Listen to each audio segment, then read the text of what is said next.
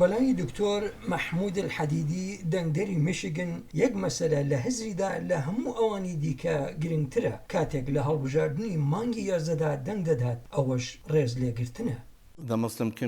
کۆمەڵگای مسلمان دەخوازن وەک بەشێک لە وڵاتە مەزنەی ئەمریکایی دابنرێن نەک وەک کللتورێکی نامەوە بەم وڵاتە. کۆمەڵگای مسلمان دەخوازن بە ڕێزەوە مامەڵیان لەگەڵ بکرێت. لە ساڵی 2016دا ئەم پزیشکەی ژووری فریاکەوتن پشتیوانی لە هیلاری کلنتنی دیموکرات کرد بۆ سەرۆکایەتی. هەروەها پشتیوانیشی لە گریچن ویتمەر دیموکرات کرد لە هەڵمەتە سەرکەوتوەکەیدا لە ساڵی 2018 بۆ پۆستی فەرمانڕەوای میشیگن. بەڵام ئەم جارەیان دڵنیا نییە کە ئایا پشتیوانی لە جۆ بایدنی جێگیری پێشووی سەرۆک دەکات یان لە سەرۆک دۆناڵد ترامپی کۆماری.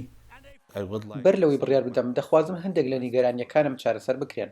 یەکێک لە نیگەرانیەکانم ئاماری پشکنینی تۆرۆریستی حکوومەتی ئەمریکایە، ئەوەی بە لیستی چاودێریکردن دەناسێت، ئەوەی زۆرێک لە ئەمریکایە مسلمانەکان هەست دەکەن ئەندامانی بێتاوانی کۆمەڵگەکەیان دەکرێنە ئامانج.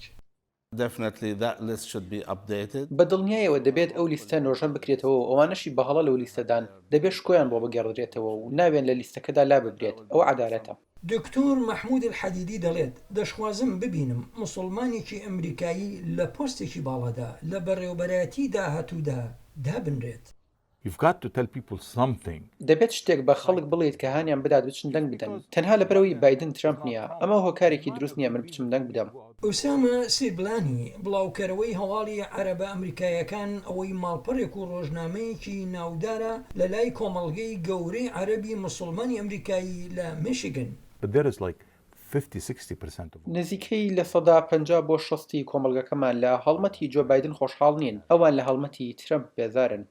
ئوسامە سیبلانی دەڵێت زۆرێک لە کۆمەڵگەکەدا تووڕن لە قەدەغەی بەڕێوەبەرایەتی ترامپ لەسەر گەشتیارانی هەندێک وڵاتان کە زۆرینەی دانیشتوانیان مسلمانن. ئەو قەدەغەی جۆ بایدن پەیمان دەدات نەیهێڵێت. بەڵام سیبلانی دەڵێت پێزانین و پشتیوانی بۆ هەوڵەکانی ترامپ هەیە بۆ دەستەبەرکردنی ئاشتی و هەروەها کەمکردنەوەی ئاستی سوپای ئەمریکایی لە ڕۆژهەڵاتی ناوەڕاست.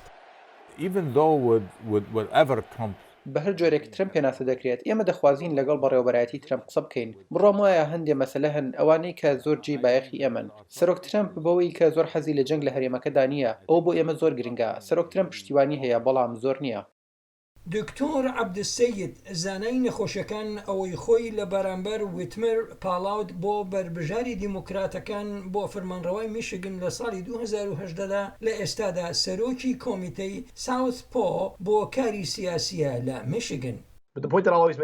ئەو خاڵی من هەمیشە بۆ کۆمەڵگاکەی ڕوون دەکەمەوە ئەوەیە کە ئێوە دەنگ بۆ دەسەڵاتی سیاسی خۆتان دەدەن. لەگەڵ زیادبوونی ڕێژەی دەنگدانی عەرەبە ئەمریکایەکان و مسلمانە ئەمریکایەکان لە هەڵبژاردنەکاندا سیاسەتمەداران ناچار دەکات گویان پێ بدەن چونکە ئەگەر ئەوان ئەو دەنگانەیان بوێت واتای جیاوازی لە نێوان سەرکەوتن و شکست بۆ ئەوان دەگەێنێت. راپرسیەکی ئەم دواییانە ئەوەی ئینستیتوتی سیاسەتی کۆمەڵایەتی و تێگەیشتن بۆ مسلمانە ئەمریکایەکانی ئەنجامدا ئەوە پیشان دەدات کە نزیکەی لە 78 ئەوانەی مافی دەنگدانیان هەیە و ناونووس کراون لە 18 لە ساڵی 2016 زیاترە.